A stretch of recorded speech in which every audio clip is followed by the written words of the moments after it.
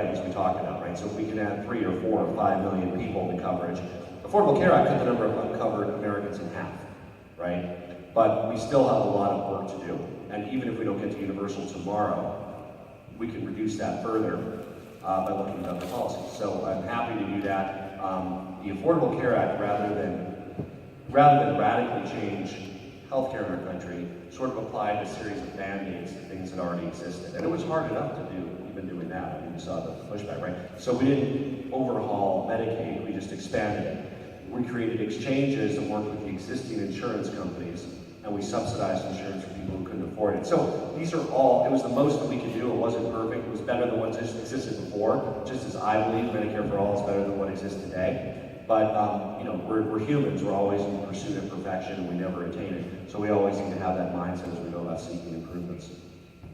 Diana? First, let me say thank you to you and your staff. The year I went on Medicare, my Social Security number was stolen in the first week, and your office helped me clean things up with the IRS. It took a long time, but it might have never happened without your office's help, so I appreciate that. I have a lot of concerns about our medical situation because I am on Medicare. A recent colonoscopy sedation count or charge was not authorized by Medicare, and that's brand new for me. Federal websites say that healthcare premiums have increased by 25%, and the medical device tax is due to end a moratorium on the medical device tax due to end in December, I think. That's just another increase on people who probably need those devices more than others. I'm wondering, when is Congress going to do something? We wasted a lot of time here this year with the new administration, but I didn't see the old administration fixing those problems either. So what's next, Congressman? Where do we go from here? Yeah, it's a good question, and I've always been opposed to the medical device tax.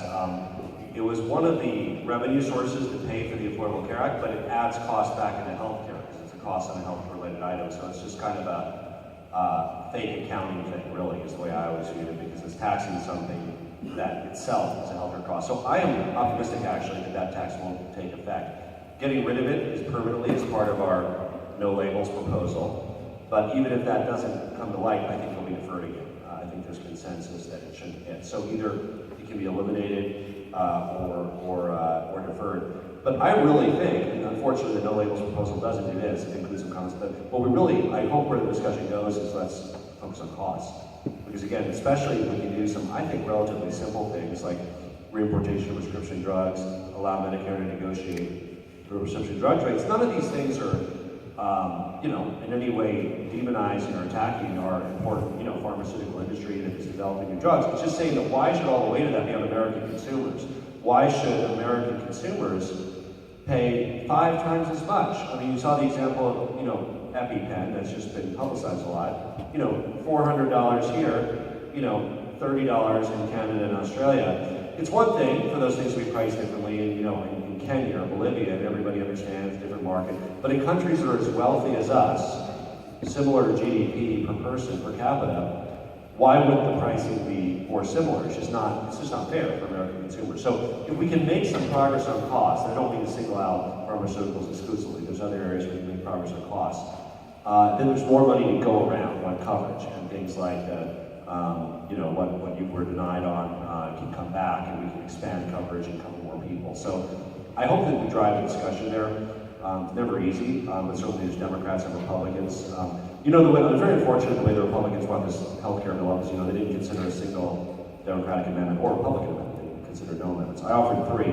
but one of them was for pricing transparency. They all just were shut down on party line votes. But one of them was for pricing transparency. This would require providers to have transparency on what they're charging different insurers and self-pay. Because right now it's a dysfunctional market, right? I mean, the reason that the market doesn't work, is I'm a fan of markets. The reason the market doesn't work as well is the same exact procedure in the same exact hospital can be built out in 7 totally different rates, right? Depending on who's paying for it. And nobody knows what those other rates are, so there's no market mechanism to just have rationality in the system. So after I proposed that, and obviously it failed on the party line vote, a Republican did come up to me and said, let's work on this together, let's do a bill. It's not a liberal or conservative idea. In fact, it's very friendly to markets, and I was excited that we now have a Republican to work on that concept with. But that alone would help the market work better to bring down costs. Our next Complicated answers.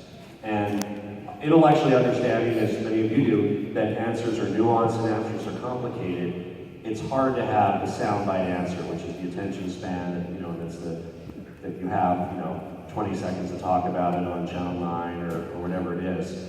So it's not easy, and frankly, it does lend itself to those, and generally on the other side, that oversimplify and have very simple answers which don't work in a complicated world but sound good. So I don't know how you do it, but any advice would be greatly appreciated. I always do my best to just explain, things and try to know that people really are, wise and smart, and they just take the time to learn it. But yeah, it's a complex world, and I wish that there was and that's one of the reasons, as Jim asked about, Medicare for All. The reason we talk about that is that's a much simpler message than we're going to have this totally complicated system with this and that and everything else. And it may not be the best system. In fact, I can guarantee you it's better than what we have now. I have no moral problem supporting it. I think universal coverage would be great, Medicare for All would be great. But if we had a better policy out there, boy, it would be hard to explain. Medicare for All is easy to explain because people know what Medicare is. So it's when messaging and policy don't always overlap for an optimum outcome. But we'd be happy to hear any of your suggestions as a linguist. And that's okay. It's happened my whole life. So, my concern is, and I know you're looking at it, a lot of people are looking at it. Well, my thing, just hold it to your mouth. Okay. I just don't want to. Okay. Anyway, my concern is about immigration and how we do this humanely. I'll admit to you, I work with a lot of people who are immigrants and undocumented immigrants, and I relate to that issue. Like, you can take, for example, the woman who was housed in the church for so long because she was threatened with deportation, the mother of 4 children. Some people just want her to go away and her to just go away. Well, she doesn't.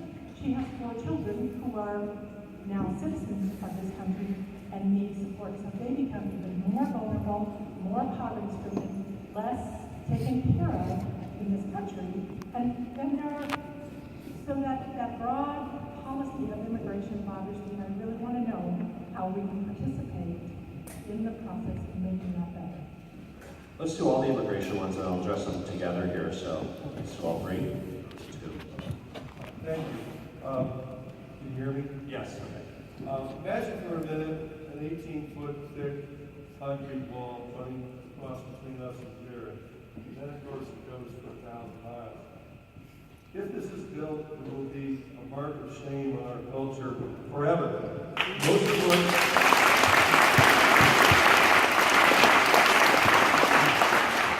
the goals of Donald Trump can be reversed in 2021. The wall will be there forever. And so my question to you simply is, what chance do we have in the budget process to stop this train? I know they're only building prototypes. Is there another one on the topic? Only Congress can fix our broken immigration system, right? And so until Congress takes it up, and there have been proposals in the past, and I've strongly supported them. I was one of the original House sponsors of comprehensive immigration reform, which passed the Senate with more than 2/3, right? Republican Senate, more than 2/3 of the vote. It is achievable, and the business community, liberals, conservatives all agree. And there's different things that are needed, right? So it needs to provide a humane pathway to uniting families, right? Mixed status families, kids are American, mom or dad is undocumented. Families are strongest when they're together, right? And we owe it to those American kids to make sure that they get to grow up in a united household in our country, not that one or both parents are arbitrarily deported or taken away from them. They shouldn't have to worry about coming home from school and have their parent in the ICE detention facility down in Aurora, which I visited a few weeks ago. And until we can fix that, as well as recognize the fact that for the growth and strength of our economy, we need immigrants in our community. And that's for everything from entrepreneurship and high-level jobs to people, people on student visas and getting graduate degrees at CU who aren't able to work here, and then we wonder why the jobs are somewhere else because they follow the person who has that skills. To people who work every day in agriculture and hospitality and all of the other industries that help make our economy grow in Colorado. So I hope there continues to be increased pressure on Congress. It's tough, and frankly, a lot of the rhetoric from President Trump is the wrong direction, right? So they recently had a proposal to have the amount of legal immigration. That would serve to only increase illegal immigration more, right? The other thing we're worried about is that we would discontinue DACA, deferred action. This is for the young people who grew up here, don't know any other country, are able to work legally today. That would also create over 500,000 more illegal immigrants if you were to remove DACA, because today they are able to work legally. They'd still be here tomorrow. If you remove it, they're not going anywhere. Many of them, some of them don't even speak any other language, haven't been in another country since they were 2. I mean, there's no chance they're going anywhere else. It's their country. I always call them aspiring Americans. They aspire to be Americans, and they are in many ways American in everything but that. They are de facto Americans. But they would be technically illegal if DACA was not defended by the Trump administration. So only Congress can do that. On the border wall, I'm optimistic it won't be built, but this is kind of the fake news story I like to talk about. There is going to be a little bit of money appropriated in this most recent House appropriations bill. The total cost, you're talking $30–40 billion, and I'd like to remind my Republican colleagues, the promise from President Trump is that another country would pay for it, that he wouldn't turn to you, the U.S. taxpayers, to pay for it. That promise was ridiculous. Obviously, another country's not going to pay for a wall that they don't want. If there is a wall that's built, they're going to pay for it. And because of that fact, the relatively tight-pursed leadership of Congress is very unlikely to spend $30–40 billion of your taxpayer money on the wall. Now, they did appropriate in this most recent House appropriation $1 or $2 billion. You will see border security improvements. Some are justified, some are not. They're going to replace some single fencing with double fencing. There already are walls in some places. There will be a few more areas with walls. But so I think that'll begin, and I think there'll be still serious money, a couple $2 billion, my goodness, but it's not $30–40 billion. There'll be some money spent on that. Some of it justified, some of it not. And probably there will be additional walls in some places, and I'm sure the president will go down there for some kind of photo op, and then after that, 40% of the country will think there's a wall on the entire southern border because of this post-fact world and where people get their news sources. So they'll take a picture by a wall, but you will know that there's not, in fact, a wall on that border. And so that's my prediction. And so when you see that, you can say that's what Jared thought would happen. I hope I'm wrong. That's what I think will happen.